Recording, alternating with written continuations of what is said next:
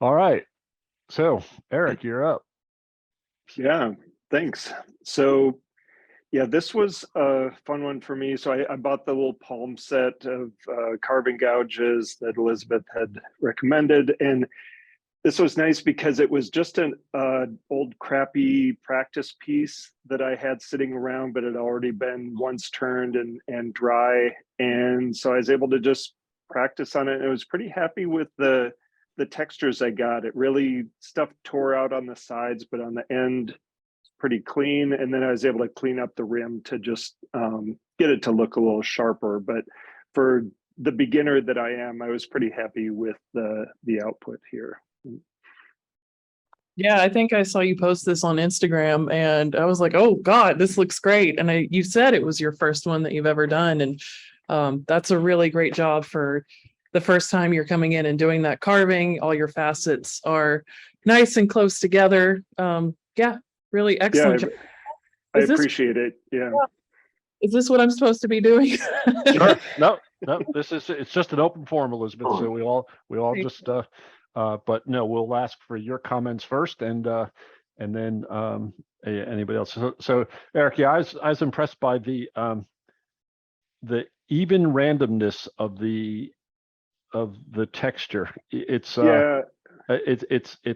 and that's a weird thing to say, but it all flows together well, I guess. I appreciate that. Yeah, and that's actually one of the parts that I found most challenging was, because as the bolt changes diameter and as I'm using different pressure, like trying not to just all of a sudden start getting all the dips in a line, trying to keep them a little bit honeycomb, but give a little randomness and kind of, I don't know, I found that balance really kind of fun, but challenging at the same time.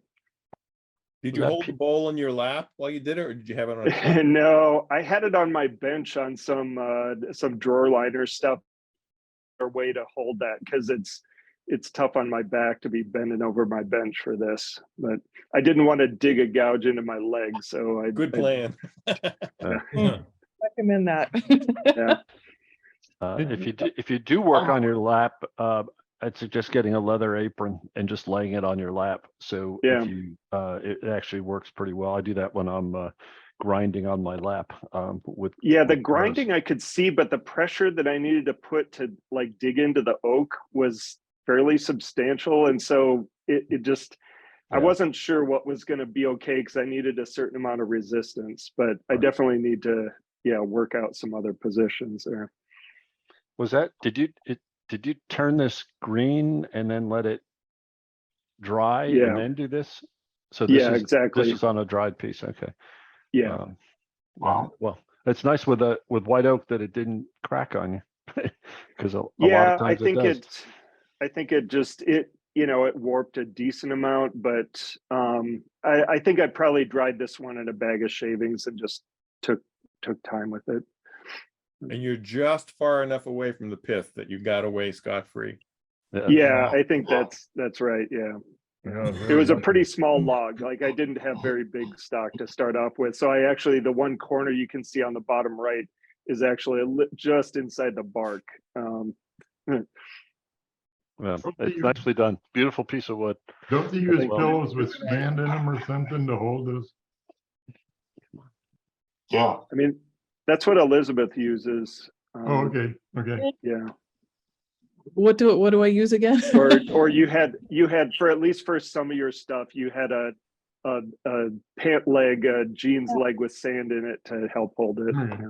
And you can stack those together and arrange the bowl in different orientations, fit whatever you're doing or however you're standing and working. So don't be afraid to cut up old pant legs and make yourself some sandbags. All right. Nicely done, Eric. Thank you. Appreciate it. Ted. Hey. Yeah, so this is oak also, but I wasn't quite as fortunate as Eric. I did end up with some cracks in it.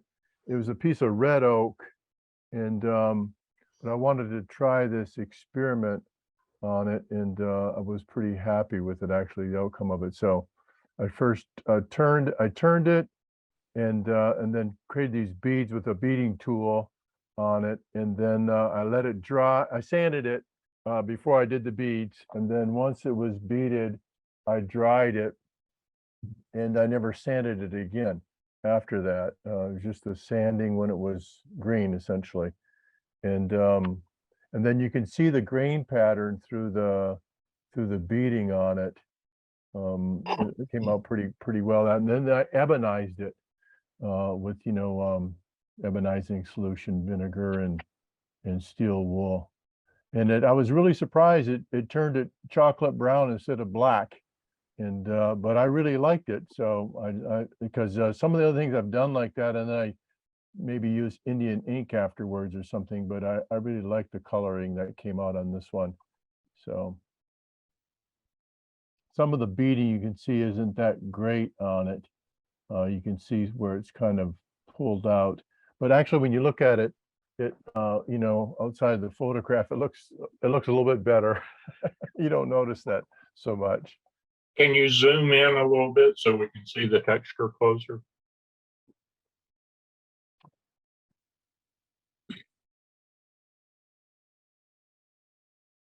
That help? Yes, good, thanks. And Ted, did you use a beading tool or what did you use for that? Yeah, I used a beading tool on it. Yep. And how can one do that differently so that it does not tear out? Well, I think it was some of the characteristics of this wood, I think, when I did it. I also think I've learned how to use the beading tool a little bit better. So I don't think I was using the beading tool correctly when I did this. So, and I've learned, that to use it a little bit better now. So, Or don't use oak. well, that's the other thing too. Yeah. Yeah, an open pour is a little difficult. Yeah, if I used a finer grain wood, it probably would be better. But there's a fella, I'm trying to think of his name. I can't think of his name right now, that I first saw him do this. He's in France. I just can't think of his name right now. Anyways, he does it almost exclusively this on oak, nothing else. So. Was that Elaine Milan? Sorry? Elaine Milan? No, No? it's like Palais or something like that. Pascal, yeah, Pascal. Pascal, I think. Yeah, Oh, that's okay. his name. Yeah. Pascal Oudet. Yes, thank you. That's the guy, and he does this almost exclusively with oak. He doesn't ebonize it, but he cuts these ribs in it like that. Even though Ted, his specialty is, and that's the only thing I've seen, is sandblasting oak, not beading, but maybe you've seen other work from him. Yeah, he doesn't do much of this anymore, but he, 5-10 years ago, he did quite a bit of this. I saw him do a demo at AAW in Atlanta. That's the first time I saw it. So Nicely done. Yeah. All right, John. Oh, hi. So this is my first attempt using the Automac power carver. And it was just a bowl sitting around the shop that I believe was, it was either ash or it was oak. Steve, I got the wood from you, so you might remember if it was ash or oak. It was probably ash. Yeah, I think it was. And the tool, it was because the wood is so hard, the tool kind of goes all over the place, but I kind of like the random nature of it. And then I wanted to highlight the peaks of it. And so I just used the Chromacraft Verdigris Chromagilt, putting a little bit on my fingertip and rubbing across the peaks of the carving. And it's interesting. I don't love it, but it was kind of an interesting contrast with the black. Yeah, I like the randomness of your pattern and your carving. And I was going to ask if you dry brush the surface, because that's generally how I hit high points with color. And but I've seen people use the Chromacraft that you're talking about, and using a fingertip or even a makeup pad to just tap those high points and highlight. But I like that contrast. You have the bright color on the surface and then the darker underneath. And I don't know, I think it's a beautiful piece. Well, thanks, Elizabeth. Maybe a lesson learned. I did try dry brushing at first, and the brush was getting, and maybe it just wasn't dry enough, but the brush was getting beyond the peaks. It was getting into the valleys as well. Dun, dun. Yeah, sometimes that happens too if the gaps are too wide. And so it can be harder to hit those high points, but I do like how you use your finger just to hit those high points. That's another way around it. So yeah, that's really nice. I agree with Elizabeth. I think you may not like it, but I bet there's a market, a whole bunch of people who are going to look at that and say, wow, that's gorgeous. Matter of taste. Well, I even using the fingertip method to highlight the peaks, there were still some spots where it got in the valleys. And so I went back with a tiny little brush and the black golden paint and filled in some of those spots again. I've done that too, where I'm like, oops, I slipped into that little spot. So I take the world's Yeah. tiny section and go in there. I'm like, ugh. Yeah. I But thought, I need to practice with that AutoMach tool. It's like I said, that's the very first time that I tried to carve with it. And I thought the it's a- pieces, the pet method for coloring pieces like this was to, in this case, paint it green, good and thick, and then paint it black, and then simply sand back that top layer. Is that not how you tend to do these? You can do that. Okay. Because I with a paintbrush, I just make a heck of a mess. I hadn't thought about finger painting, but that's because I've always and that kind of answered my question about how do you recover from your mistakes. But so that it short of redoing the whole thing, you just carefully paint the valleys again. Yep.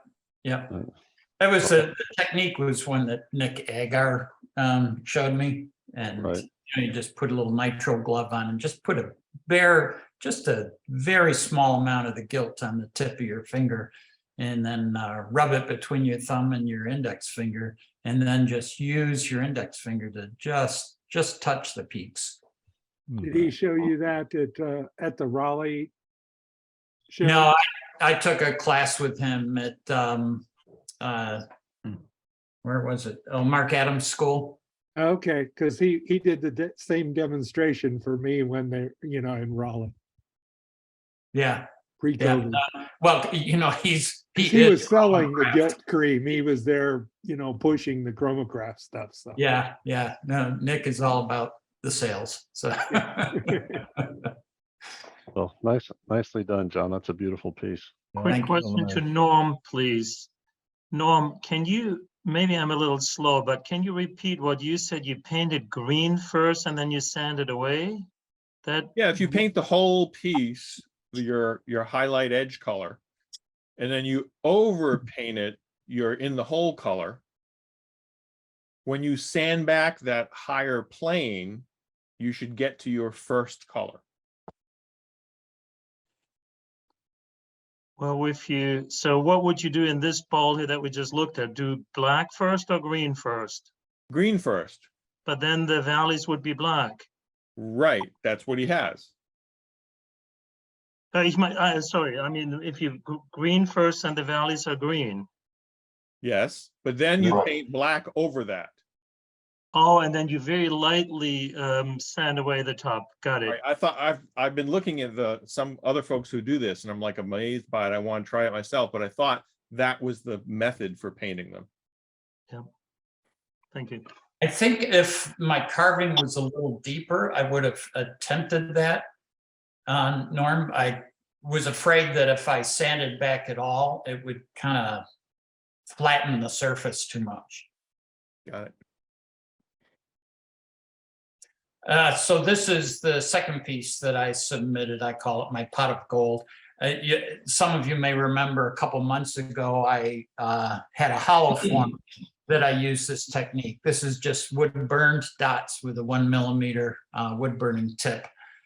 And then creating these little windows around the perimeter of it. And 3 of the 6 windows had just random forms. This one looks a little like a a dinosaur or something. But after I showed that piece to a friend of mine, he said, "Oh, I gotta have one of those. I gotta have one. I know it took you forever. I'll pay you whatever you want for it." And I said, "No." I said, "I'll be glad to make one for you." So that's what I did. And then I did the inside of it, a gold iridescent golden paint. And I really like the effect. I like it better than the picture, but. So how did you get that interior paint smooth? I mean, I assume you put it on with a brush, or did you? No, put it I on? put it on with an airbrush. Oh, okay. While it was on the lathe, or just afterwards? No, it was afterwards. Okay, because it looks very, very smooth. So Well, yeah, it was. And I like that better than using a brush because, you do see the brush marks. But then, overspray from the airbrush, I masked obviously the top of it and then touched it up with a little black afterwards where I needed to. Just exceptional piece. Oh, thank you. Thank you. I had two pictures here, one with one of the random forms and then the other had a different random form. I think there's I think it looks like there it is. I think it looks like a Chinese New Year dragon, John. Yeah, it reminded me of that as well. 9819. I like the contrast between the putting that gold on the inside and the black Mhm. on the outside really sets it off, catches your eye. Yeah. I don't know how John, many more of these I'll make because it takes a long time to burn all those holes. on the hollow form, you'd estimated how many dots there were on it. Did you? Do Yeah, I anything? think I estimated over 41,000 dots. Oh, God. I remember that. Like, There's too Oh, many wow. dots for me. That was, I think it was 11 and a half hours of burning on the hollow form, but this one wasn't quite as much. Oh, 6x3. Oh my God. How's your 41. wrist? Wow. That's, yeah. After you get halfway into it, you go, "Oh God." But now Maybe I you can make them bigger. have too much invested, so you keep going. And I know people do it with grinding tips as well, and it's got to take just as long because they're, some of those grinding tips are really small. Mhm. Yeah. Elizabeth, did we cut you off? Did you start to say something? Oh, I was just commenting. Did you count all of those dots as you were stippling? I didn't count on this one. The other one was roughly a sphere, and so I just did a little math on it.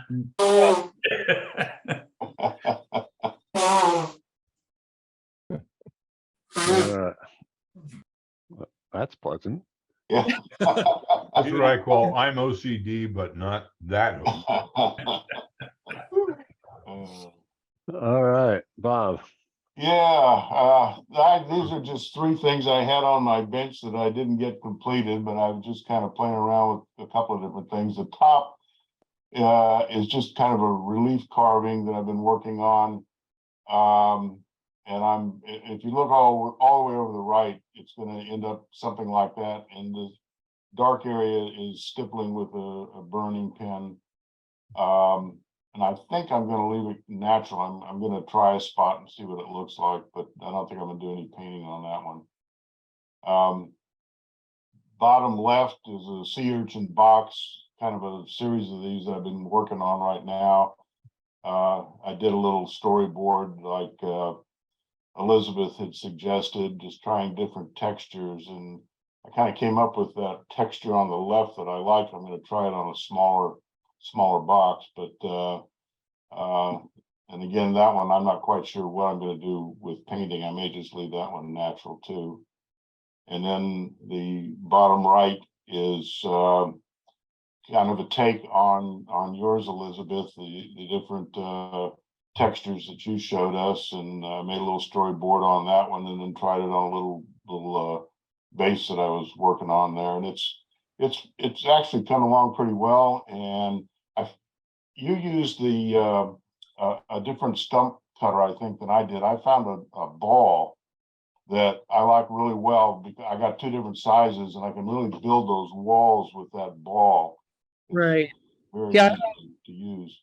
Yeah, I have a huge selection of sizes, and so I will, depending on where I am and where my mind is, I'll use different sizes for different areas, especially on those leaf carvings. And I did just buy a stump cutter that was in a ball shape. I haven't actually opened it and started using it yet, but I am excited because I do prefer stump cutters to most of the other things that I use. But yeah. You'll like it once you start to use it, I think. Yeah, I think so. But I love your test boards. I think those are awesome. And I love that you're playing around and experimenting. That's really great. Yeah. Yeah, I'll be excited to see these finished. Hopefully you'll post them to Instagram and Yeah, I'll put them on Instagram when I get them done, so. But why are you carving those tongues on that top one? It's a speaking bowl. I like it. You had a good imagination. I hadn't even thought of that. When I first Maybe looked I at it, I had a was like, pink and pink or something. tongue. Well, you could put taste buds on it if you wanted. Yeah, there you go. Anyway, no, it's no, Bob. That's it's good to see the thought process on this. Yeah, it's Bob, fun. can you point out the cutter that did I'm that sorry? far right in that photo, or is it not there? Is it not present on that green mat? The ball. Was it just the ball, or did you start with something else? Well, yeah, if you look over on the right-hand side there, you're gonna see a series of cutters there. The yellow one is a cuts-all, which it was too aggressive. I didn't really like that. The stump cutter to the right of that, I used quite a bit, but unfortunately, the ball is actually on my power tool, so you can't see it. So Was it larger or smaller than the one that you're showing? it's about the size of that yellow one, the cuts-all, Gotcha. about that size. And then Just I've not got as a aggressive. smaller version of that too, which is actually no, that's the diamond cutter there. It's on the other cutter. Okay, it's just smaller is all it is, just so you get into some smaller areas. And then I've got a kind of a pointed stump cutter, which in that picture it's right in front of the yellow cuts-all, and I can use that to get up in and get kind of the points of the leaves. Did you draw it and then grind it, or just do it? Yeah, all I just freehand draw them, and then oh, so you do draw it and then follow your drawing. yeah, just so I get a basic concept of what I want to do. Awesome, really nice. Thanks. I love it. All right, Jim and Rita. Well, it's an oval bowl, it was a round bowl, maple bowl. And I cut a wedge-shaped piece out of it and put it back together to make an oval bowl. And then Rita textured it, and that's 3 coats of milk paint. Stephen, this is what they were talking about. That's painted originally with slate, a gray color, and then there's a yellow color, and then there's a red color on the top. And as you sand through, you get a little bit of all 3 of them. So it's kind of interesting. Yeah. And what, What? Jim, what was it carved with? Damn if I know. He used his Rita. Yeah, Yeah. she's got some kind of micromotor, and I don't know if she can carve up anything with that thing. I have no idea. I don't even watch. It saves a lot of sanding on the outside, I can tell you that much. But she's got a couple little birds, and she does all kinds of things with those. We don't use any carving tools that don't have a plug on them. I those push kind and too much work. Yeah. Well, I like the layers of milk paint. That's one of my favorite things to do, is just do 1, 2, or even 3 layers, sand it back, and then you get all of this color variation. So yeah, I love that. More color. That's my motto. Yeah. Elizabeth, does it work better with milk paint?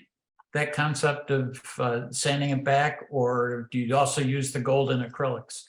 With the what I found with the acrylics is that you can sand those back, but it's a little bit more difficult. The milk paint tends to be easier to sand back. And so if I'm going to do that sanding back technique, then I'm going to use milk paint because then I can just work that more quickly than if I use acrylics.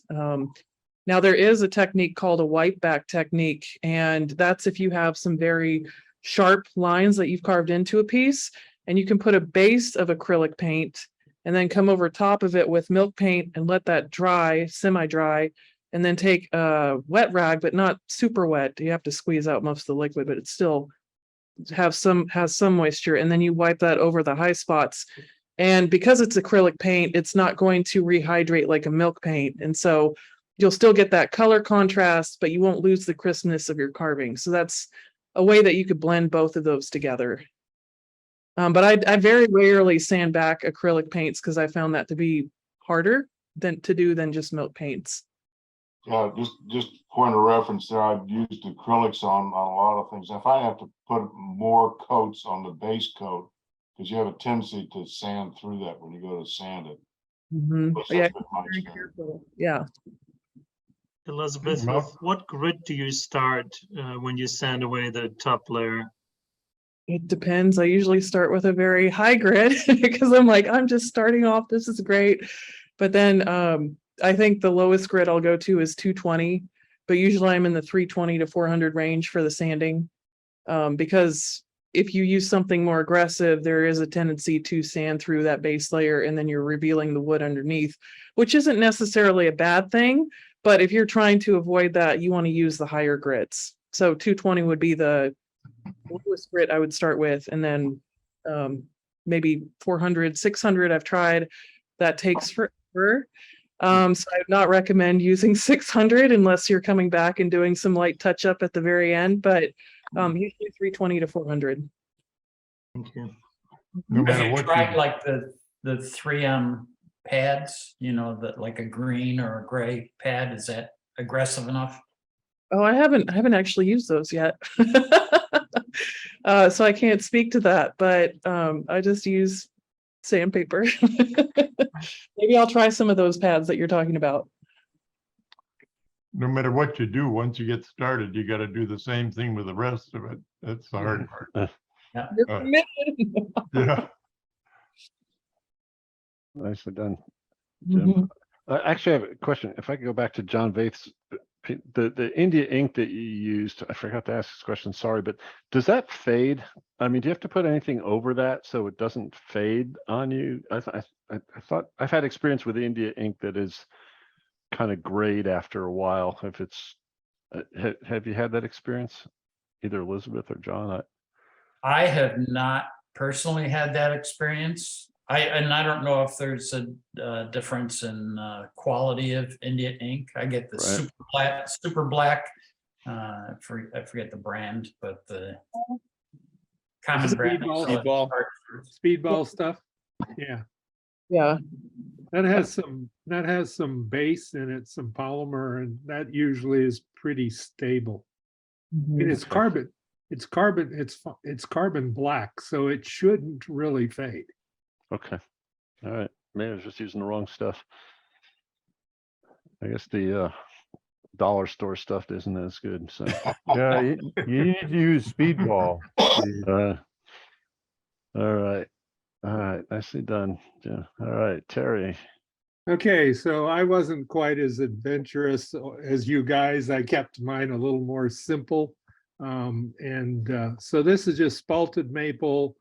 And basically, I'm going to try to make some pumpkin boxes. So eventually, I'm going to try to dye these things orange, make a lid for them. But the one in front, I just carved. The one on the right, you can see it's marked but not carved. And the one in the back, I carved and then did initial sanding on it. So they were just once turned and then, yeah, okay, so you can see it here when I sanded a little bit. Just Like these once a lot. turned and then carved on them. But I actually, it's it's spindle type work. So There is a pith in the bottom of these, but this maple was pretty good and didn't really crack. Make a little stem lid for the top there. I'm sorry? Are you gonna make like a little stem lid for the tops? That's my plan. Yeah. Okay, that'd be cute. Did you, what'd you carve it with? Did you just carve it by hand or? No, I carved it with one of the cutters that Elizabeth recommended, and then my Dremel tool, because I also ordered one of those Master Carver Micro Pros that Elizabeth recommended, and then I didn't hear anything from the company, and so I looked up their location, and Florida. I ordered it, and Hurricane Ian hit like 2 days later. Oh, Okay. So now it's been, I don't know, 3 weeks or something, and I just got an email from them today saying they were going to ship. Okay. Never It's- too late. Sorry? I was gonna say it's never too late, but Right, right.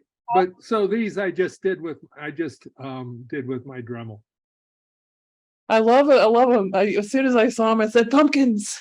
They're Yeah. very effective. I love it. I love Yeah. it.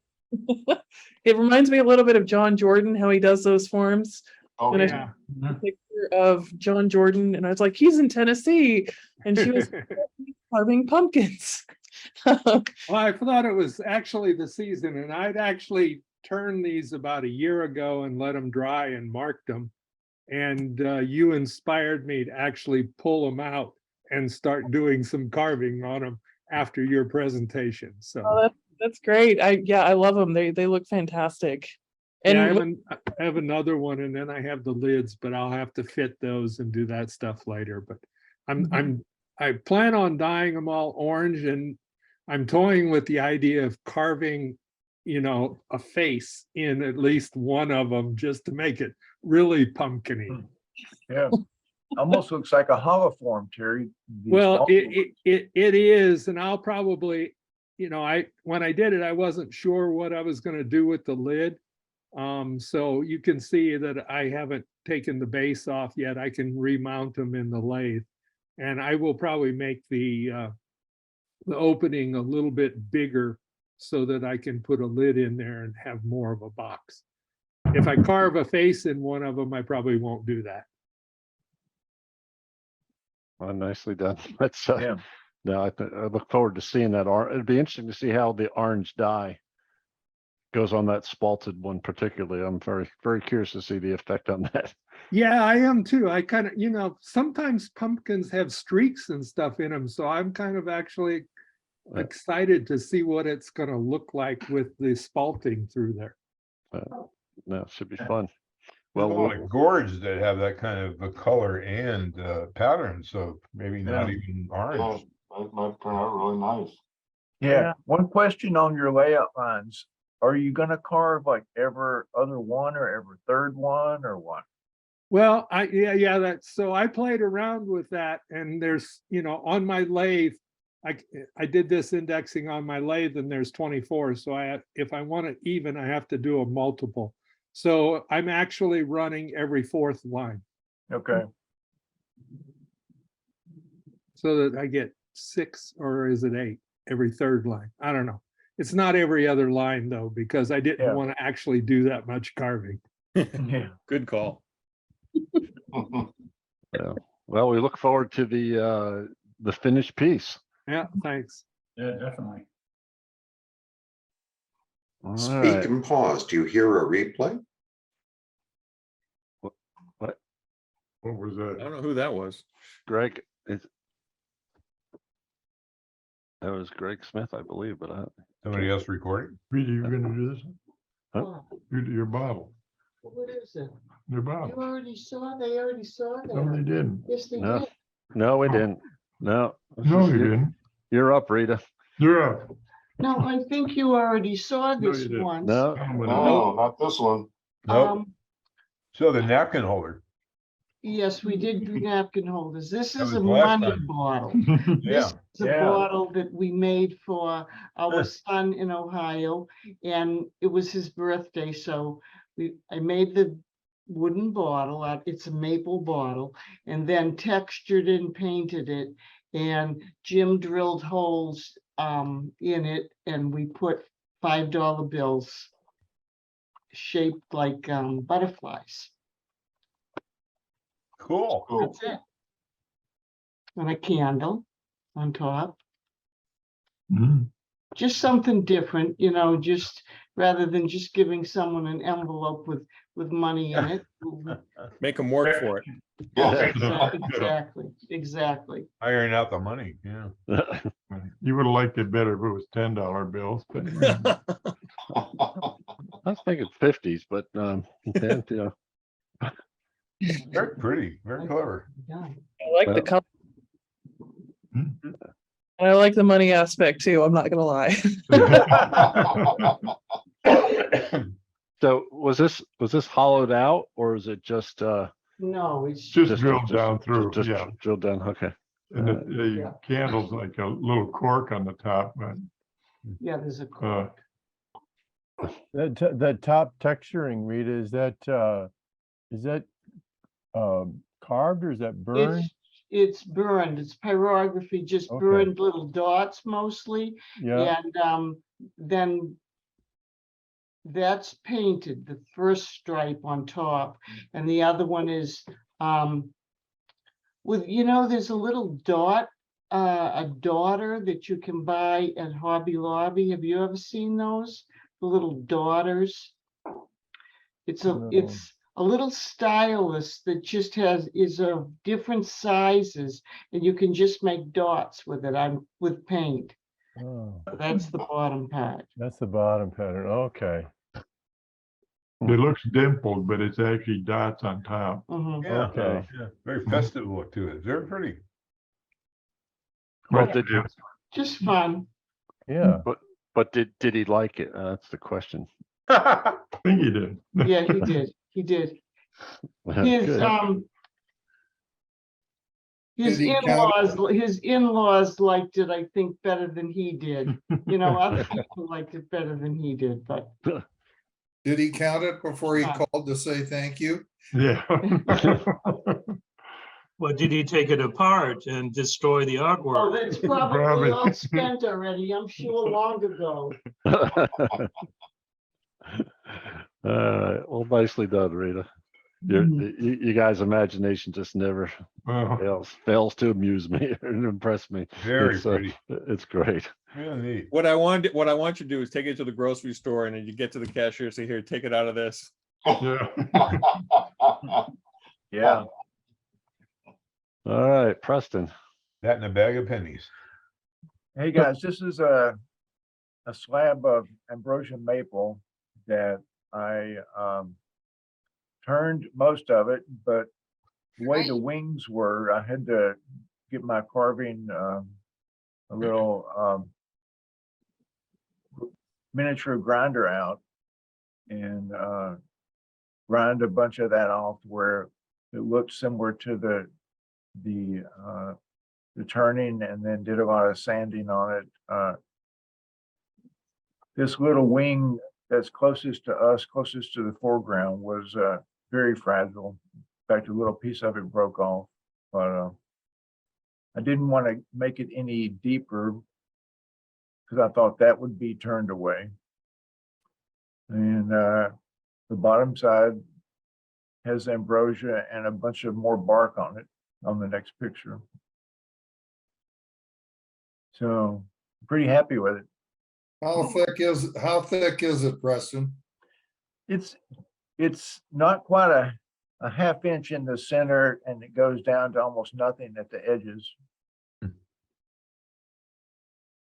Pretty amazing that it stayed together. Right. It was dry and hard and not any fun to work with, but maybe that's why it stayed together. Is this an ingrain turning? Yes, it is. Okay, all right. So I was trying to figure out where so the pith should be in there, right? Somewhere? Yeah, it should be. Yeah, it's I don't just see it though. I guess it must be just under. Beautiful. Maybe maybe it's off to the side that it was a big enough piece. No, that doesn't make sense. It's got bark all around it. Go to Yeah. the next. Maybe it's photo. not Right. ingrained. No, I don't think it is ingrained. Because Let's go Yes, bark all the The around. radio cracking makes it look it. yeah. Can you zoom in on that a little bit, Steve, please?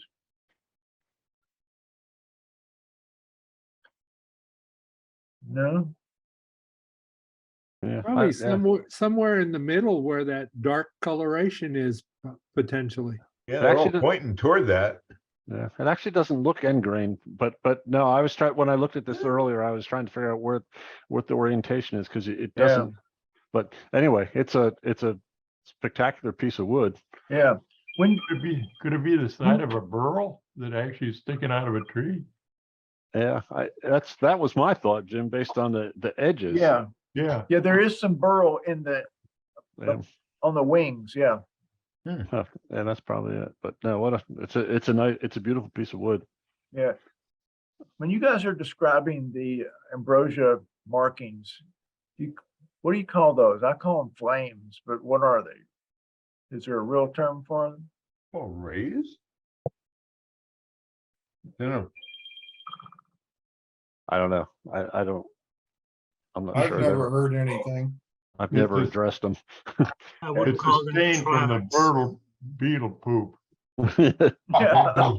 Yeah. I always Plus thought the central lines from the pith were mineral absorption and not really spalting. Because they come from the inside of the tree and they don't always go to the full outside. It could be, there's no wormhole there either. From the beetle. Yeah, there is a couple, there's 2 or 3 of those that you can see maybe when you zoom in. Oh, yeah, on the outer ones, you can see the blacker, yeah. Yeah. Well, Maybe nice it's on enough. the front, maybe it's on the front side, you can see it easier. Yeah, hard No. to see now. These pictures are not that good. So, No. so, you know, since we've got the professional photographer, John, what would you recommend for like have it sitting on that table?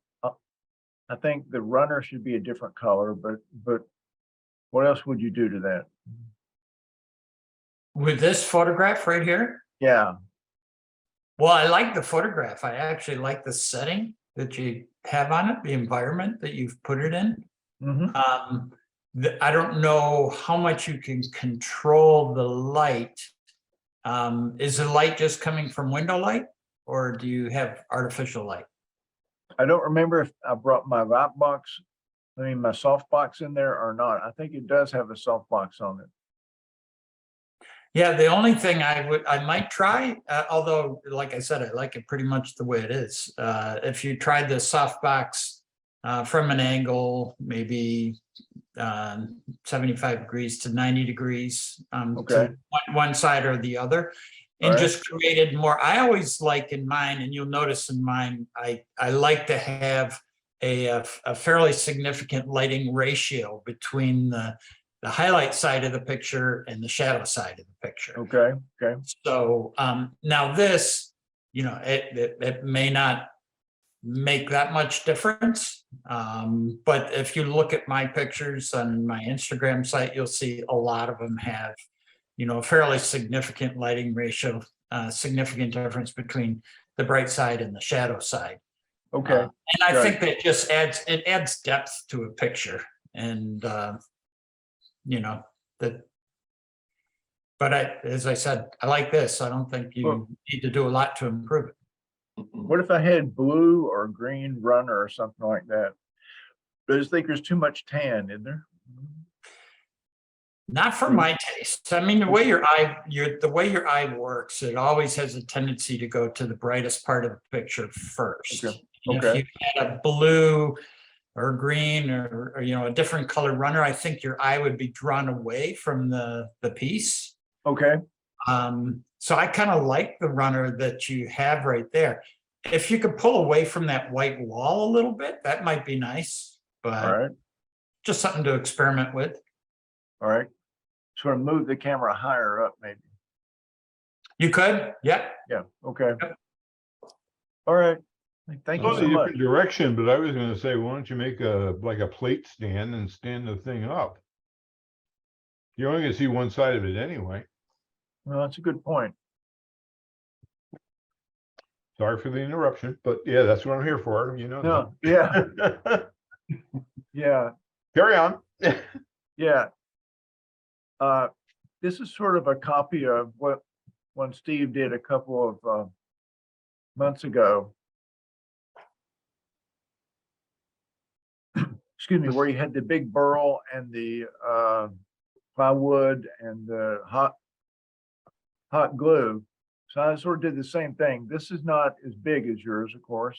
It's basically some of the red bud that I got from you there that you were going to throw away.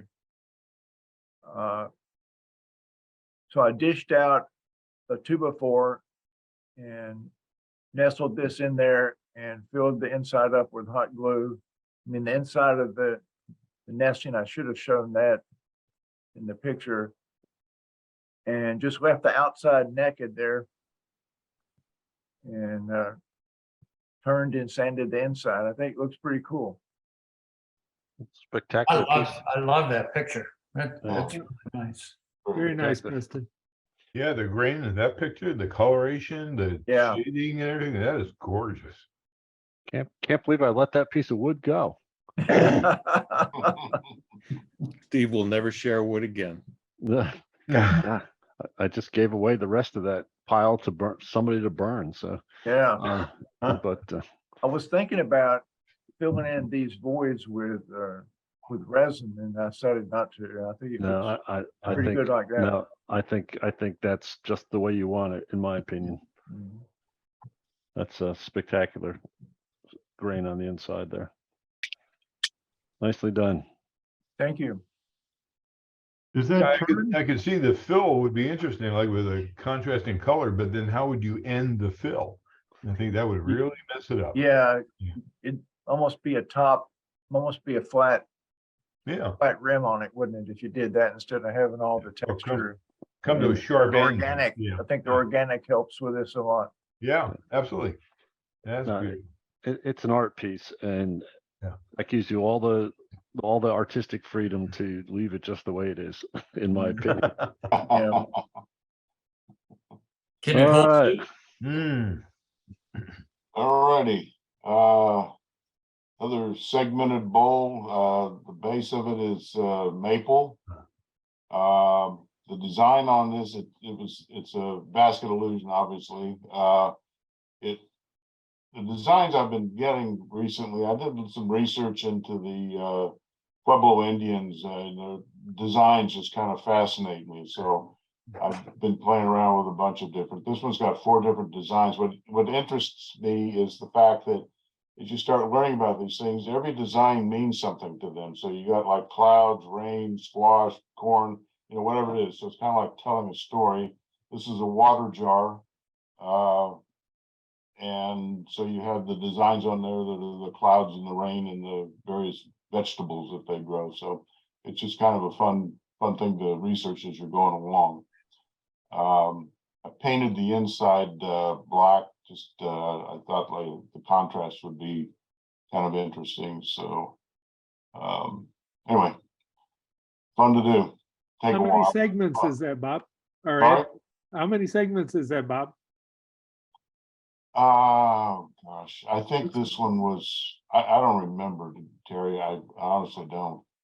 Looks like quite a few. It looks like maybe 24 or something. I try to do it's kind of funny. It depends on the design and shape of the bowl or jar, or whatever the figure that you're working on is. What I try to do is use as few segments as I can and still keep the design to where I want it. Sometimes I have to add rows or I have to add segments to get it to work out right. I think this one was 24, if I'm not mistaken. I've been using 12 a lot, but I think this one was 24. Yeah, that's my rough count from the profile. Each of the front edge is about. We can tell from the top. If you do you just Count I count. Yeah, Yeah. There you go. No, a couple it'd be thinner ones 24. there. Yeah. It's Well, the rims, Very nice. they're really nice. Very Beautifully nice. done. Love the shape too. yeah, no, it's very, Yeah, very, it's very nice shape. Nicely done. awesome. Really nice, Bob. Or go for that gold treatment inside. That would be a hoot too. Talk about contrast. Actually, I'm working on one right now, and I found a terracotta color milk paint, and I just put it in there, and I think it's going to look kind of interesting. It kind of gives it the flavor of a ceramic or pottery piece, but you can still have the wood and the design on the outside. So Mhm. we'll see how that turns out. Is that Bob, is those stripes, is that terracotta color that you have on there now? Hang on here. I got them right here. It's there it is. Ted, good eye. It is terracotta. Yeah, it looks great. And Terracotta and black. yeah, that would look good on the inside as well. I like the black though here too, but I think that terracotta on the inside would look, Well, the milk paint terracotta is a similar color to that. Yeah. The inks are just a little bit different. You'd be using an awful lot of pens to color the inside. Yeah, I like the You got the design. outside colors very nicely though. It's really pretty. I like the design you got on it as well. It's cool, really nice. Yeah, they're fun. Yeah. And no, and I think your rim treatment actually works very well too. It stands off nicely from the pattern, rather than taking that pattern all the way up and over. I think that Yeah, you have a segmented piece, and at least in my opinion, you kind of want to let people know that it's segmented, and you don't have to expose too much wood to do that, but it does give it a little bit better contrast, I think. very Yeah, I'm nicely with done. Steve. I love that rim, the way it shows off the wood. You know, another thing, the edge of the rim, the inside edge, to put a terracotta edge on that might make it pop too. It would, sure. Yeah. Yeah, you can do a lot of combinations. Just got to plan them out. Nicely Even done. on the slopey part of the inner rim only, Yeah. a lot of opportunity there. It's really nice. Like the shape of that rim. It's really pretty. Nicely done, Bob. Thank you. All right, there's the piece Terry stole from me. Yeah, okay. Sorry about that, Steve. So basically, you guys know I like to have some sort of story behind this. It was about a 15-foot log that floated up against my dock and my rock wall at the river. And I always take that stuff out of the river because I don't want to hit it with my boat. So I pulled it out and cut it into some chunks and brought it back to Raleigh after it dried a little bit. And I started playing around with it, and I saw all the holes in it. And I thought, well, I've been doing, some pierced stuff. This is some naturally pierced stuff. So I just went ahead and completed this bowl. It's about 8 3/4 in diameter and about 4 inches tall. And I have to say that after I completed this, I spent more time picking bug frass out of those holes, torturous paths from the outside to the inside, that I think I'll go back to actually piercing it myself instead of letting the worms do it. So I made another piece that I don't know if you can see it on the camera or not. I just made something as a pencil holder on my desk. And then I threw the rest of the wood in the ditch because I decided I wasn't going to play with it anymore. I was going to go back to something easier, but I have no idea what the wood is. Somebody told me it might be cypress. It kind of looks similar color to maybe oak, but it certainly doesn't have the open grain that oak does. So Terry, I do a lot of work. I have a lot of this wormy wood, and I bought a selection of little rotary wire brushes that fit on my Fordham tool. Okay. And there's some that are kind of just 1/4-inch cylinders that have brushes on the ends, and then there's some that are just a small wheel, but that works. You don't have to pick the stuff out. And what it does, if you use those rotary brushes, it kind of burnishes the inside of those holes. So Okay. it makes it very quick. I'll take a picture of what I have. I'll send it to you. But Okay. it makes it much faster to Yeah. to play with it, because I think it's a well, I may be biased, That's a good idea because, basically I got kind of frustrated with this. I would pick at it for a while, basically with a dentist pick, right. and then I'd put it down and I would go do something else. And then I'd come back and work on it a little more. And then I'd start on the inside versus the outside. And then the holes would start going through. But of course, they never go through, or almost never go through straight. They Right. the worms don't go in straight lines. So No, I hear you. And like I said, the other advantage is it'll like this little it'll burnish that, okay. kind of give it a shinier look. But no, I'll send you a photograph of what I use, because again, I've done a ton of these. Mike Smith had a whole stuff in his yard underneath this burlap cover that just was rotten in his yard, and I've done a dozen or so of these wormy pieces, and it really makes life much easier. But no, I love the piece. I can go back and get that back out of my ditch. It's not irrevocably gone, but All right, well, I good. did get frustrated picking it all out. But When I you get do tired like of that, you could always pick up an old Banksia pod and play with that for a while. Yeah. I'd be interested in that too, Steve, because I have the same frustration that Terry's talking about doing that. So, All right, well, I will. You could try the brushes from a cheap gun cleaning kit. They're brass bristle brushes in different sizes. Yeah, I don't know about all of them, but this stuff this thing, I don't know how long it floated in the river, and I'm pretty sure that most of those things were in there before, but that bug frass in there was hard.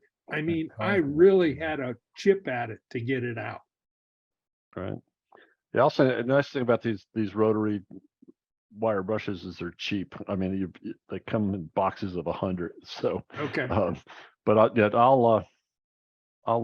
send you a picture. Yeah, And that I'll- would be great, Steve. I appreciate that. And 'cause I'll I have that other sent- pieces that aren't quite as holy as this, but I would like to work on those too. I'll bring I'll just post the picture on our next gallery here. I'll just do it real quick so people can see what it is. And Yeah, I'll try to. A picture and maybe a link to where you get them, Steve. I'll do that. Okay. Thank you. Eric, before you go to the next one, when you cut this, did the end grain cut cleanly or tend to tear out? I had a little bit of problem with the end grain tearing out a little bit on this, Terry. So I had to work pretty hard on the sanding on the inside. On the outside, it wasn't a problem. Because it's got a lot of similarities to persimmon. Okay. Yeah, I have no idea. Like I said, this thing just floated up against my dock, and Okay. obviously there were no leaves and no branches, nothing on there. It's pretty. Really? Yeah, my pictures don't do it justice. There's some areas where that grain is really beautiful. No, looks pretty good to me. I think it's a lovely piece, Terry. Thank you. Like I said, I'm just predisposed to this type of wood. So if it's still in the ditch and excellent. you don't want it, let me know. I'll come get it. Okay. Yeah, but It's it won't still in hold the so- ditch. How Yeah, long moon did hole- you let it? How long did you let it dry before you turned it? Probably about 6 months or more. Yeah. Because I initially just pulled it out of the river and left it on the rocks, along the river, along my rock wall, and then I had to take something down to the river to cut it into pieces so I could load it in the car. So It's starting to sound like a Dylan song. Yeah. All right, Bob. You there, Bob? Are you muted, Bob? I'm sorry, I was muted. There you are. I was just saying that after all you other great artists, my stuff is relatively simple and just designed to show off the wood. And this is a piece from a tulip poplar that was taken out of my backyard a couple of months ago. It's about 14 inches in diameter and somewhere between 4 or 5 tall. And just has some interesting figure in it. There's the bottom. It's got some burl in it, Bob. Well, you know, is it burl or is it some vestige of a little ambrosia? I think that's burl. And the bottom treatment isn't obvious, but that actually steps in 4 steps. It's 3 steps in and then the center circle. And as I have said before, I try to do the bottoms to be interesting, because whenever I'm out trying to sell my stuff, the first thing people do is pick it up and turn it over. Right. What's the finish? I think this one is just sanding sealer and walnut oil and then buffed out with Renaissance wax. Oh yeah, I see it. And it says walnut sealer, tongue oil, and Renaissance wax. Yeah, okay. Yeah, it's tongue oil. Okay. Well, nicely done. I think I'm curious to what the rest of this was causing that burl there, though. So, but, I'm not sure I could tell you. It was a pretty good sized tree, probably 20 inches in diameter. Did you use a wire to create the burn in the grooves or something else? No, I actually use Formica samples that you can pick up for free at Home Depot, and using them, you can do black lines almost anywhere. It's a lot more versatile than using the wire. Okay. Just don't breathe it in. No. And Bob, I think this piece is, what an incredible figure on that piece of wood. Isn't that beautiful? Yeah. And that again, like Preston said, that's redbud. And I still have some. If anybody's looking for it, I've got 5 or 6 nice pieces that they're on offer. This is small, actually. Oh yeah, I thought it was much bigger. Maybe all in all, 1/2 inch tall. I think there's a photo of the bottom of it there, yeah. And I did a big raised standing rim, and again, the stepped in base. But I thought the figure in the wood was spectacular. Yeah, that's remarkable. It's I gave all that red bud away. Do you guys have any experience with redbud over time? Does it, because all wood's darkened, will this lose some of that wonderful contrast over time? I really don't know. Yeah, I don't know either. How dry was it, Bob? Bone dry or? Actually, it was a dead tree that had been dead for a year or more, but it was still standing, so it was semi-heavy, and I only dried it for a couple of months. So the shavings came off dry, not wet. Yeah, the shavings came off dry. I guess that's how you were able to for it not to crack, because most of the time. No, it didn't crack. Yeah, red. Well, it's also 6 inches. There's not a lot of room. Yeah. It's not big. Yeah, all of it I've worked with has been cracking except for that little burl piece. Well, that was had to be a fun find to Yeah, find that. it's definitely all about the wood and the figure in the wood. Yeah, that's very nice. All right, a little bit of change of pace here. Stefan wanted to just show. Yeah, okay, nice. Sold everything, huh, Stefan? There's been some interest on display racks and stuff in some of our previous conversations. So Stefan submitted this picture of a idea. You want to talk about it, Stefan? I don't. Yeah, of course. So a number of us are involved in art shows and also in business transactions, selling your work. And I've gotten into that to some degree as well, even though it's a hobby for me. But there are a number of questions that come up typically, like what tend to buy and what shelves to buy and how do you do the tax ID number and such. And I thought it would be worthwhile to talk about.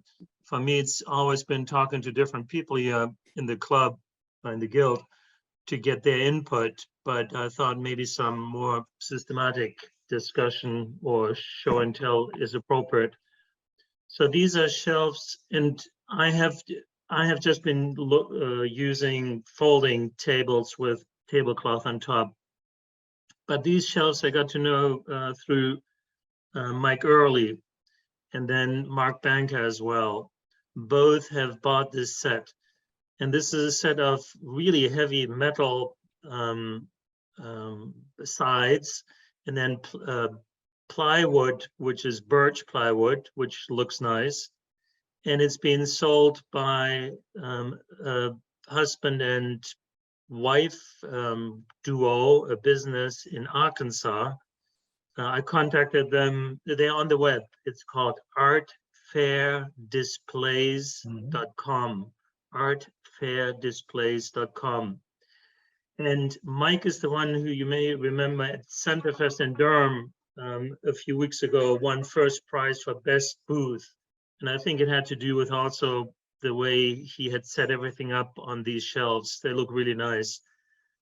And I was wondering whether I should buy some shelves or not. So I asked Mike and Mark as well, and they both were highly complimentary of these shelves, easy to put together, very smartly designed, and they look good.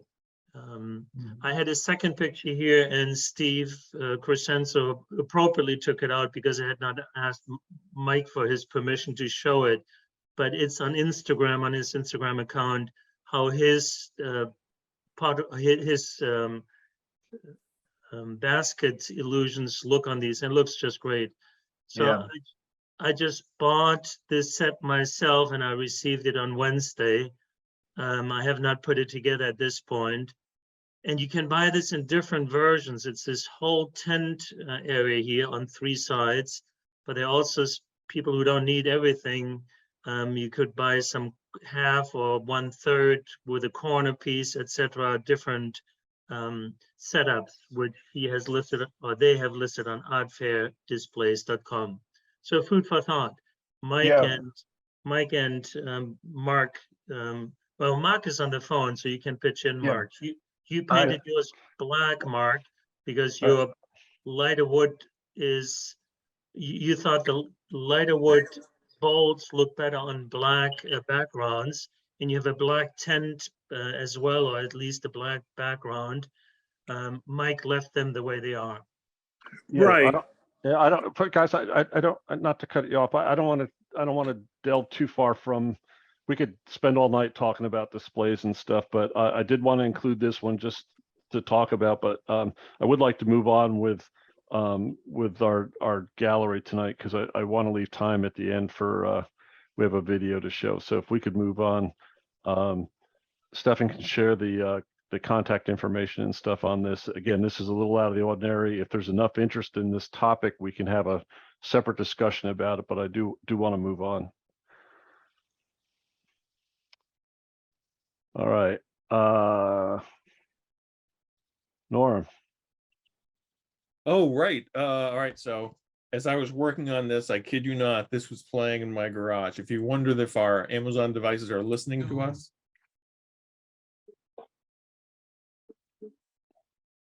I don't know if you could hear that, but it just tickled me as I was working on these pieces. And like, okay, that works.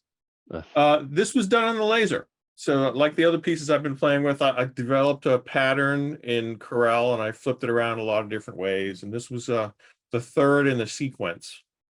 It's the largest. It's about 12 inches.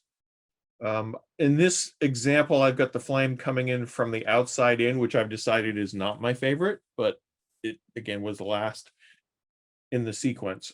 This was done by turning the outside of the platter, leaving the inside just dead flat and masking the surface, and then burning the pattern out so that the tape is removed from what was cut, and I'm free to paint it. And this was before we had our wonderful demo on airbrushing, so it's just spray painted.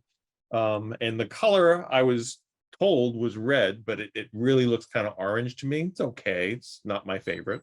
But it's kind of an interesting effect that you get from this.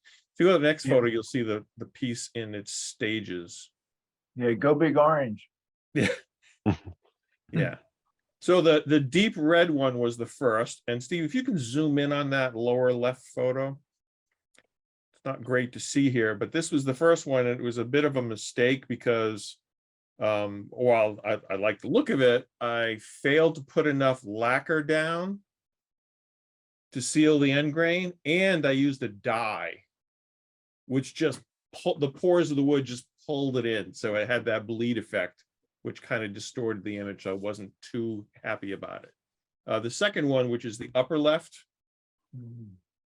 came out, I think, really well. Can you just scroll back up to the top? Your other left. There we go. Yeah. That one's a little larger, and that one I sprayed and masked. And I also like I think it's a better effect of the flames going outward. I don't know, maybe it's just a personal choice, but it makes a little more sense like that. And I got the lines really nice and crisp on that one. And I made sure it was a spray lacquer before I touched it with the paint. And I used a fairly thick acrylic paint. And this one I just did by hand because it wasn't that big a pattern. And I had, again, there was masking tape across all the area I didn't want to paint. So the laser burns the tape off when you. Right, it burns right through. This is an 80-watt Okay. laser, so it has no issue burning right on through. So you tape it all off first, then burn it and then paint it after that. Right. And I Okay. foolishly sat there at the NC State studio with all they had was 3/4 inch masking tape, and I just did line after line after line. I have since invested in some nice 4-inch wide painter's masking tape, which will make that a little easier and less likely that I'll get some seepage between the lines. Because you can't, if I overlap the tape, it makes a mess because the burn depth variation. Right. Hey, Norm, I've got something you may want to. I'll try to look for the link for it, but it's 12-inch wide tape, special for lasers. Oh, Yeah, awesome. It's masking. I have a roll of, I think it's 12 or maybe even wider, masking that is special for lasers. Yep. And it works a whole lot better than tape. It comes off easy. Yeah. You don't get the bleed under. Well, I've not had any. The nice thing about any kind of masking tape, painters or otherwise, on a clean sanded wood surface, it sticks just enough. It comes off easily. I've not had any issues with it at all. Yeah. It's just a nice surface for taping. And again, I'm looking forward to doing more of this with the airbrush to get a little more interesting coloring techniques involved. But I just love being able to play with the pattern in different ways. I mean, it takes a while on the computer to manipulate the image if you're not used to it, but you can basically, the nice thing is you can change the scale instantaneously. Yeah. I like the flames coming from the inside out. When it's the other way, I can't see the flames. Yep, It looks like something right. totally different. You're drawn to the wood. That was my experience too. Yeah. I also like the sharp edge flames rather than the more rounded ones. I think that's a very dramatic effect. Yeah. Just personal preference, but yeah. Well, it's a mix. The pattern is a mix. Those are actually the same pattern pretty much. One is inverted, but it's the same pattern. Yeah. Well, I see what you mean. On the inside, it's round and outside it's sharp. It just looks so much different between inside or out. Yep. Yeah, can you go to the first photo again? I'm with you. Your brain just doesn't see flame. It's not the color. It's just right. Yeah. You're drawn to the wood. I didn't even realize that was the mirror, that was the negative of the other one. You're looking at the flames being the round tips. I know, that's what your eye wants it to do. The fun thing of doing this stuff is it makes my brain work in weird ways because you start thinking about the sequence and the process. Yeah. So I've got some where I'm going to paint the surface first, then mask it. And then when the mask burns away, I can paint the other part again. But you have to start thinking about that depth sequence so that you can achieve a sequence. That's a good idea. Yeah, this is called transfer right. It's actually 18 inches the width of my laser. Transfer right ultra. It's www.abitape.com is the source, but it works great for the laser. Thanks. Just, I treat platters as a canvas.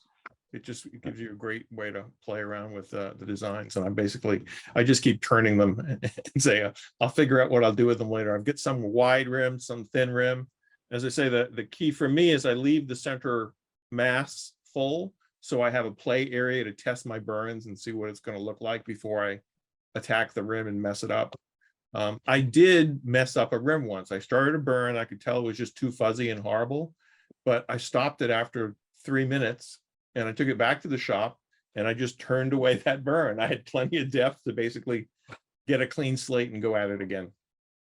No, it's all fun stuff. Nicely done. Thanks. I can't believe I didn't realize that was the negative of that. It's not you. It's the way the eye works. Yeah, no, I think you're right. It looks more like liquid than flame. Yeah. Oh, this is just more the old Yankee in me hates throwing wood away. So even after I've done my little incense burners out of my round corner cutoffs, I still have a little triangle at the back end. And rather than burn them, I had a couple dozen of them in a pile. I matched them up, went to the belt sander, get them nice and clean, put a separating piece of wood in, which does two things. It basically makes your eye less worried about the grain not being a straight match, but it also gives you a really nice mounting point for putting them between centers to turn, because they're only 3 or 4 inches big. And that way I can put the center point in that wood and not worry about splitting the two in half. And I started just making bowls, and then I started realizing that, there's enough wood there in that dimension that I could cut a lid off first, and it doesn't really diminish the height that much. Yeah, those are real nice. I got about a dozen of those blanks sitting in a box. On the inside, it looks like it's an optical illusion how it's how the curve is. No, that's good use. Yeah. It produces a fantastic contrast wood. Yeah, it is. No, and I'm really drawn to this one. I love the grain on that piece there. That's Western cedar's interesting. No. So do you worry about having kind of end grain, the cross grain glue ups and the differential movement? Because they're corner pieces, it's not really end grain to end grain. It's always on a diagonal. Right. So Okay. it's a little risky, but I say I make sure they're sanded dead flat. And I've got that, it's not end grain to end grain, it's end grain to side grain because of that centerpiece. Right. Okay. What glue are you using, Norm? Tight Bond 3. Okay. All right. Well, that's It ain't CA, Terry, I'll tell you that. All right. This is one of my pieces. This is just call this neighborwood because a neighbor just dropped off a log in my driveway, and it happened to be a crotch. You can see the crotch figure in this, and it's just it's about 14 inches by 3 inches, and it's maple, so nothing sometimes a simple piece with a highly figured, I just let the figure. I like to let the figure speak for itself on some of these pieces. That is really nice figures, Steve. Yeah. I mean, you got the flame in there on the top right. You have some that looks like ripple, and then you have the multicolor. It was a very, very interesting piece. Sweetness. One of those pieces that you cut open and you say, you slice it with a chainsaw and say, wow, that's pretty good for a free piece of wood. But yeah, Delivered, no less. yeah, it was delivered. And that's just a side view. Sometimes you take a picture of the bottom of a piece and you can't really appreciate the profile on it. It actually looks a little flat on the top of that. It's a smooth curve from the base to the rim. A little distorted in that picture there, but All right, we'll take your word for it. and I'll use John Vase. I had a lot of difference between the dark and the light over here accidentally, but a little too much. But I actually took this picture with my phone. So, but anyway, that's one of the pieces I've been working on. And this is I was in Iceland a few weeks ago, and one of the places we went in Iceland was a lava flow from about a year ago, and it was still, matter of fact, still steaming. But we were at the end of this flow, and at the end of the flow, there was a face about 4 or 5 feet tall in places that where the lava had just come over the edge. So it was like a cliff. And the rock just had this incredible texture to it. And for those who don't know, I have a geology soils engineering background, and so I'm always fascinated by this stuff anyway. But I got my guide to break off a couple pieces of lava. I said, "Can you take this stuff home?" And he said, "I don't know." And so, but so I took about 30 pounds of lava home with me, and just put it in my check baggage, and this is one of the pieces. And so I was trying to get, I had the lava, and the lava is actually blacker than it is. The photograph made it a little grayer, but it's actually somewhat blacker than that. And it's got some obsidian in it, which is a glass-like rock on the other side that you can't see. But my intent was to try to make something that with a piece that was on it that also resembled, hot lava coming out of a vent. And so that's big leaf maple burl that's been stabilized with cactus juice and then cast in resin. And also tried to use the texture of the burl on the inside to reflect again the rough surface of the lava. So looks like a lava lamp. Yeah. Yeah. Really nice, Steve. Yeah, I so really like it. that's just a close up of the burl on the inside. The resin turned out a little darker than I really wanted. I had a problem with it with my pressure pot, and I meant to try to get a little bit more pearl in it, but I was running out of time. And for those of you who don't know, the way I get kind of this texture in there is you have 12 minutes of open time on this resin, and I put it in the pressure pot, pour the base color in, and I watch the temperature. And when it reaches 95 degrees, I add the second color, and you have about 30 seconds to get it under pressure after you do that. And the lid of my pot was giving me trouble, and so, but I managed to save it. I had to cut a little piece off the top of this, but I managed to save it. So, and it just sits on there. There's a brass pin that I drilled into the piece of lava and epoxied it in, and then there's a small hole in the bottom of this, and it kind of sits in the in that. I used epoxy putty in the bottom to mold to the bottom of the turn piece. It's kind of dome shaped. So I just put some epoxy putty on there and pressed it down into it with a piece of wax paper in between so I could get it off. And then and that's what holds it there. So again, just and I have a couple more I know pieces. you said that you didn't like the pearling, but I kind of like it where it's hotter red down at the bottom, and then it's cooling coming out the shaft or whatever. It's turning more orange, and you got that more pearlescence to it. So it's, to me, I don't think I'd like it as much if there was more pearlescence in the lower part of it. I think it Yeah. would take away from it. Good observation, Ted. I like that too. Yeah, I like that hot to warm gradation from bottom to Yeah. top. Yeah. All right. Well, I'll take your all word for it then. What I was trying to get, you see this little streak there? I was just trying to get that to extend down just a little. I wasn't trying to get it like this all the way down. I was just trying to get, because I wanted to be able to see the texture of the burl on the inside. I also put a little bit too much red in, but it again, once you start, you're committed. It's amazing to me. Anybody who's used Aluminite dye, this is a dab of dye that is like a pencil point.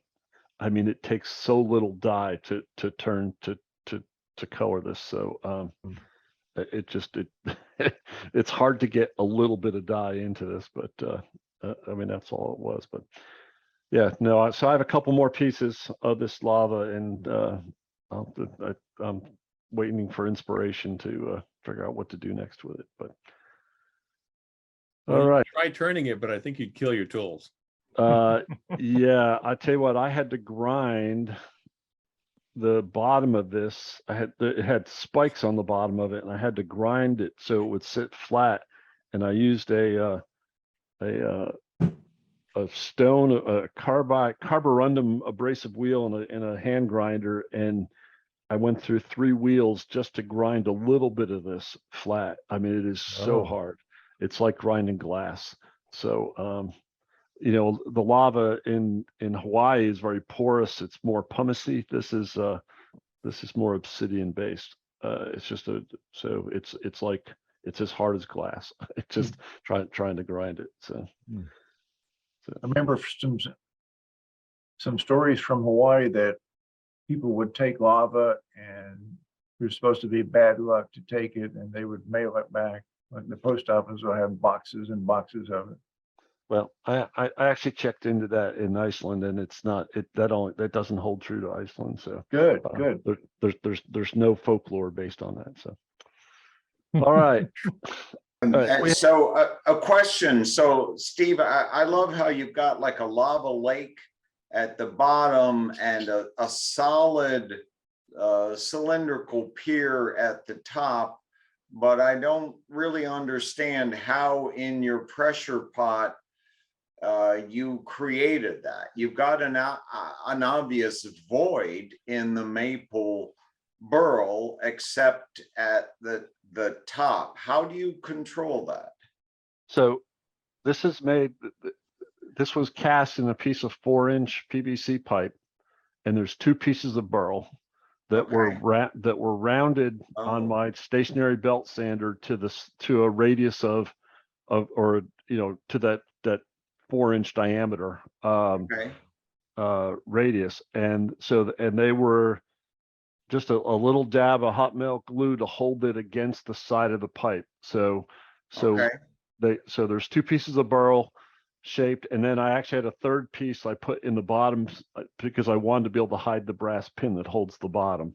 So I just shaped that piece on the bottom so it fit into the 2 pieces on the side, and then so there's actually 3 pieces, 2 big pieces and 1 little piece of burl there, and so I had a void in the middle.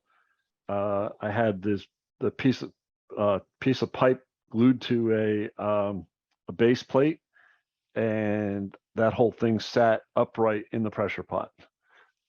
And that's as high as I could cast in my pressure pot. The whole thing is the turn piece is 12 inches tall. So it just fit into the pressure pot. Okay, and were you able to knock the casting out of the PVC pipe, or did you just turn the PVC away? No, I use stoner mold release on the PVC, and it just slides right out. Okay, great, thank you. That's very nice. Thank you. All right. Before this is our last piece tonight, and we have a little bit of time. An idea I had on these galleries is that if we have time at the end, that as we put the gallery together, if there's a piece that really is very interested either on how they did it, or it's a form that we like or something like that, that maybe spend a little more time on one piece. And since we have a half an hour left tonight, could ask Jim to talk about this piece. And then there's about a 10-minute video that Jim put together on how he did it. And we're going to play that, and then we can have some more discussion. So we'll turn it over to Jim, let him talk about this. But again, if we have time at these in the meetings, we will we'll try to have a featured piece or a topic that we can talk about at the end of the meeting. So Jim, I'll turn it to you. And like I said, we can play the video whenever you're ready. Very good. Well, I had a workshop down here, and 4 of us were out there in the workshop, and they wanted to see, this is one of the things I do, and they wanted to see this. And there's a special jig, which you'll see later, to do this. This is a 11-inch maple bowl. It's pretty plain. And so I cut 3 serpentine cuts in it from each side, and that's offset 36 degrees so that they complement each other. And yeah, I think they're about 1/4, so 13/64 wide. This is a simpler one with 3 cuts. Sometimes they do 5 or 6 cuts. I also have, this is a 5-lobe cam that cuts this with a 1-inch deflection. So you can see, I keep using my mouse to show you what I'm doing. That doesn't work. But there's 5 lobes and they're 1-inch deflection. I also have another cam that's 4 lobes and 1.5 inch deflection. But as the lobes lay out flatter, you get more negative space, so you can see through it better. So I think you want to show the video, and then I think they have a better idea what's going on. Okay. All right. We're now in Jim's boardroom, and we're working on a 12-inch maple bowl. These bowls are pretty plain, so it's kind of nice to put like a serpentine cut into them. This is a 5-lobe cam, 20 inches in diameter, has a 1-inch deflection on it. And what happens is, the sycamore bowl was plain too. And then I put cuts on the inside, and at 36 degrees you move it over and put cuts on the outside, and that way you can see through it, and it adds real interest. I also have a 4-lobe cam. The 4-lobe cam has an 1.5 inch deflection. So this gives you a higher peak in here, and that makes the cuts cross more perpendicular. And I found after doing this, the cuts cross perpendicular, but if you open them up and lay them out, it makes it more open area and adds more interest to the bowl. This bowl has been pre-turned, and it's 4.5 inches deep inside. I put 3 cuts in here, and there's 3 cuts on the inside. So if you zoom in on this, we can see that there's actually, you can see through it on the 2 cuts I've already made. I started 1 cut here with the cutter. This is a 13/64 cutter on a Dremel with a flexible shaft. This head moves it around this center to get a 90 degree on here. This whole thing goes in and out, as you'll see. The nice part of this head is it's floating and it's gravity. So I can have an OG bowl, I can have a convex or concave surface. It'll follow anything I put underneath here. Normally I wear a face shield. I can't talk through a face shield and make a good video. and I often have earplugs, but it doesn't make that much noise. I've already pre-cut this. I cut about a heavy 16th. This bowl is a 1/2 inch thick. So the inside, I've cut these inside grooves. I've made those about 1/4 inch deep. So when I cut this outside groove 1/4 inch where they cross, you can see through it. Hopefully. And I also have a foot switch. Foot switch is wonderful. You plug it in when you need it, and you unplug it when you're done with it. You do not leave that plugged in, because anytime you touch that, that thing can come on. So as soon as you're done using it, you unplug it. I'll unhook this, and I bring this down.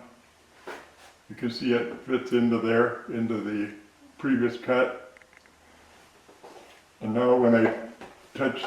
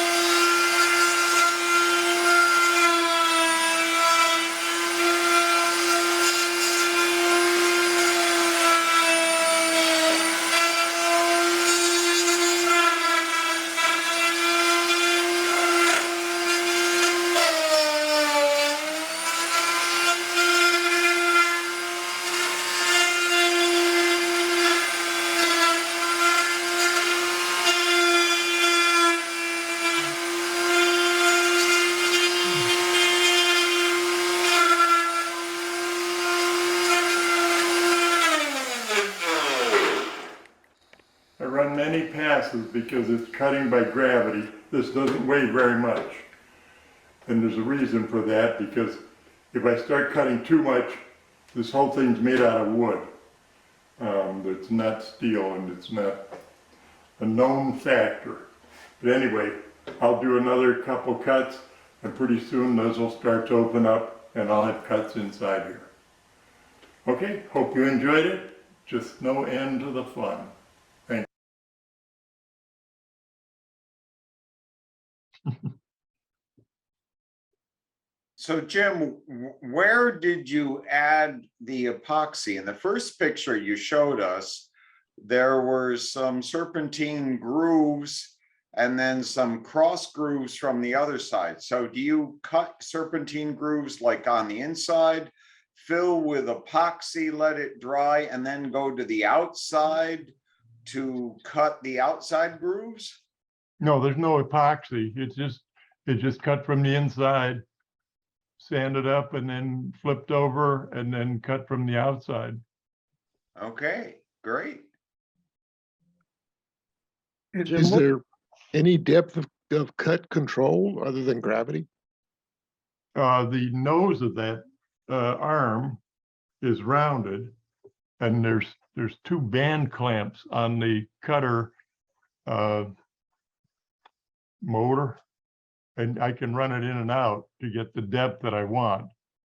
So it'll follow anything I set it for. It's only 1/4 inch. But it's only 1/4 inch cutter, and I let it stick out maybe the first cut, it's only like a full 16th.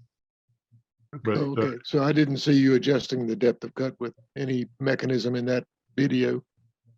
no, the cutter on top has got two bands, or the operator where you put the cutter in has got two band clamps on it, and I can loosen those up and bring it in and out to get the depth of cut. Okay, and then that rounded nose on there basically follows on the bowl itself and keeps that depth of cut from going too deep.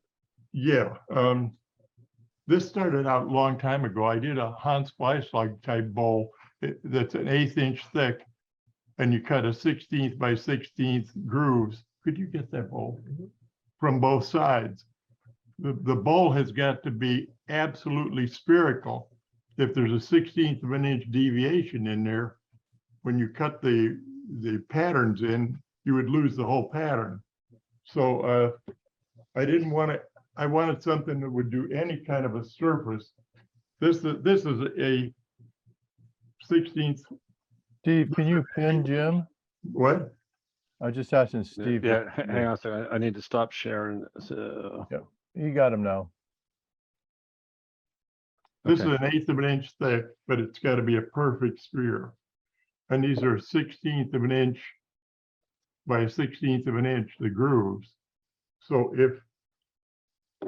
if this had any kind of deviation in it, you would lose the groove, you would lose the pattern. So I didn't want something that had to be done in a sphere. Everything he does is done in a sphere. Oh, and if you'll notice, he doesn't put a bottom on his. This had to be triangulated off the side. I didn't realize that you didn't put a bottom on it, but anyway. So this will follow any pattern.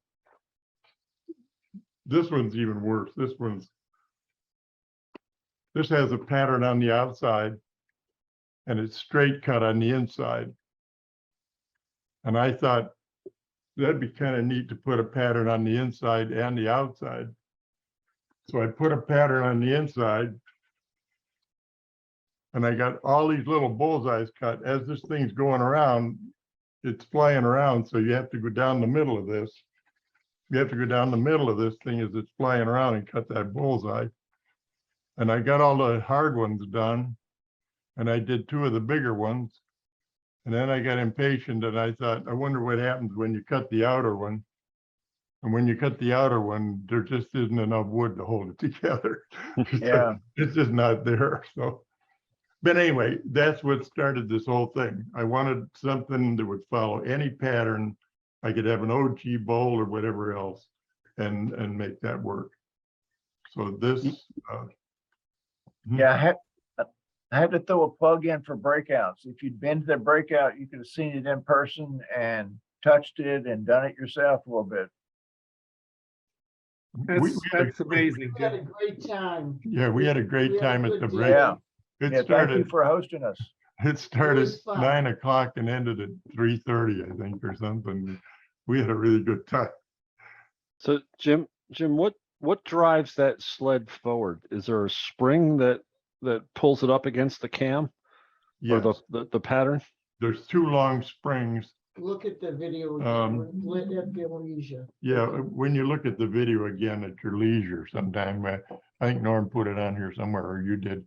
Yeah. But there's 2 long springs off my son's old weight set. They're probably this long, and but they're real springy, and they go around the back of the lathe. Okay. There's 2 different height towers too, because as you turn the inside, the tower is down here. So I have a lower tower, just a tower, the same hinge and arm and everything fit on it. But then as you do the outside, you got to be up here more to get to the top of this thing.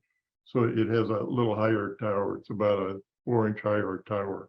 Yeah, that was my question. On the inside, you cut the lower from the lower. Yeah. Mhm. Thanks. Jim, run quickly through how you held it in place when you're cutting the inside and how you secured your lobes, or how did you do it? Oh, Did you hold it in a chuck? the lobes are behind here. The cam goes on the lathe first. Oh, okay. And then the chuck goes up against that to hold everything together. Then you put this in the chuck this way, All right. and the arm comes in from here. Mhm. to do this. I've got a picture of it somewhere, but I wasn't thinking, I was thinking of it on a faceplate, and that's why I couldn't quite catch it. no. This is the 4-lobe one, but that would be held out like here, and then the arm would come in. The arm would come in from here. Got it.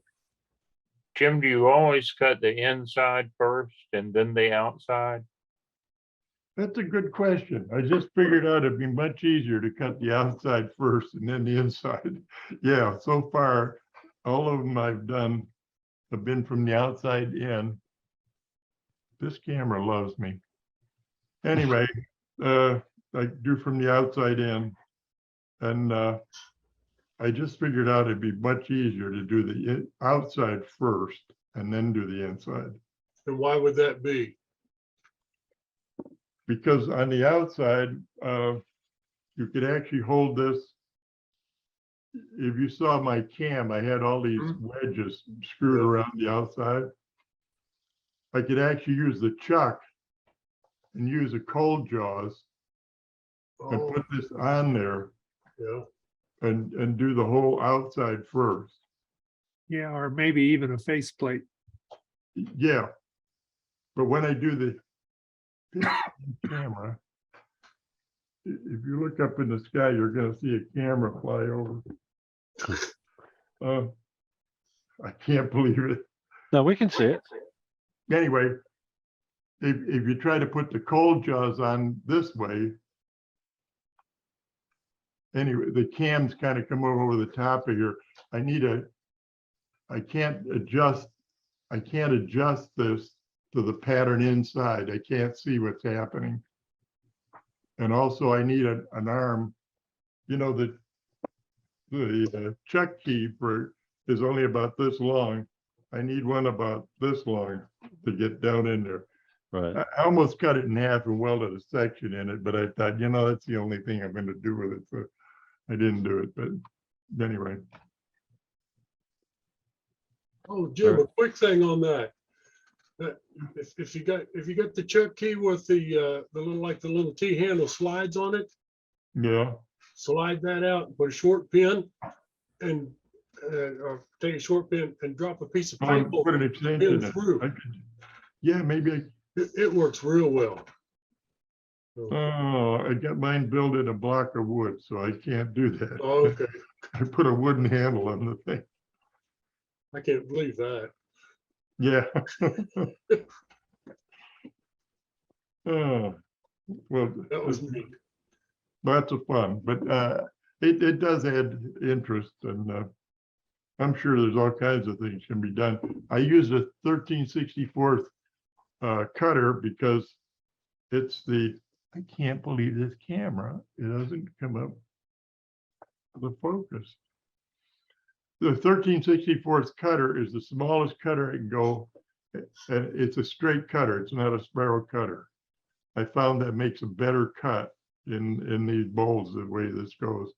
But it's the smallest cutter I can go that has 2 carbide wings on it.